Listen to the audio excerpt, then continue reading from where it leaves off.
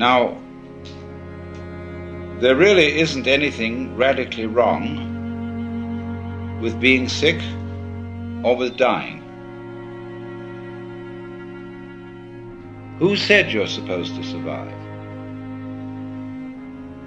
Who gave you the idea that it's a gas to go on and on and on?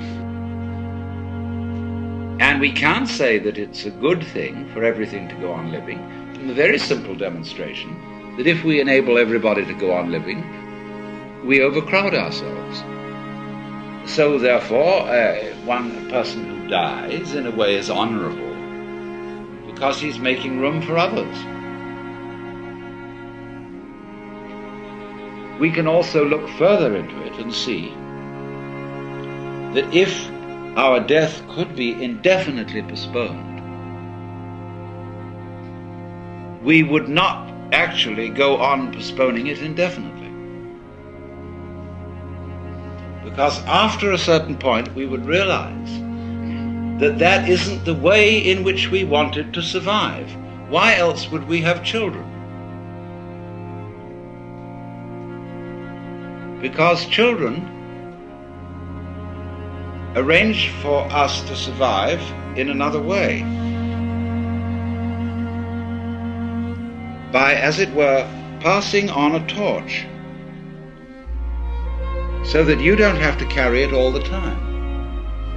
There comes a point where you can give it up and say, now you work. It's a far more amusing arrangement for nature to continue the process of life through different individuals than it is always with the same individual. Because as each new individual approaches life, life is renewed. And one remembers how fascinating the most ordinary everyday things are to a child. Because they see them all as marvelous, because they see them all in a way that is not related to survival and profit. When we get to thinking of everything in terms of survival and profit value, as we do, then the shapes of scratches on the floor cease to have magic. And most things, in fact, cease to have magic. So therefore, in the course of nature, once we have ceased to see magic in the world anymore, we are no longer fulfilling nature's game of being aware of itself. There's no point in it anymore. And so we die. And so something else comes to birth, which gets an entirely new view.